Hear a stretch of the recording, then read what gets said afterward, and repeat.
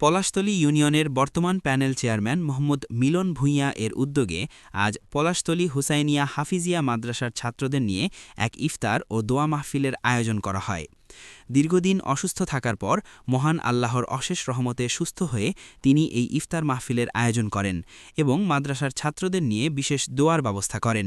এ সময় দেশ ও জাতির কল্যাণ, মুসলিম উম্মার শান্তি এবং আয়োজকের সুস্থতা ও দীর্ঘায়ু কামনা করে মোনাজাত করা হয়। ইফতার মাহফিলে মাদ্রাসার শিক্ষক, শিক্ষার্থী ছাড়াও এলাকার গণ্যমান্য ব্যক্তিবর্গ উপস্থিত ছিলেন।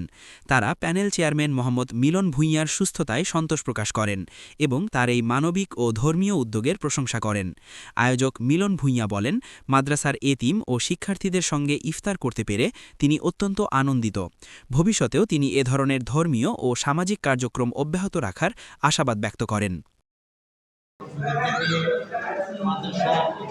সকল শিক্ষকদেরকে নিয়ে আমরা যে একত্রে ইফতারি করতে পারছি, এই জন্য আল্লাহর কাছে লাখ শুকরিয়া। সবাইকে এই রমজান উপলক্ষে আল্লাহর কাছে যেন দোয়া করে। আসলে শারীরিকভাবে আমি খুব অসুস্থ, আমার জন্য আপনারা সবাই দোয়া করবেন। সবাই ইনশাআল্লাহ সুশৃঙ্খলভাবে ইফতারি করবেন। এই বলে আমি আমার সংক্ষিপ্ত আলোচনা শেষ করছি। আসসালামু আলাইকুম।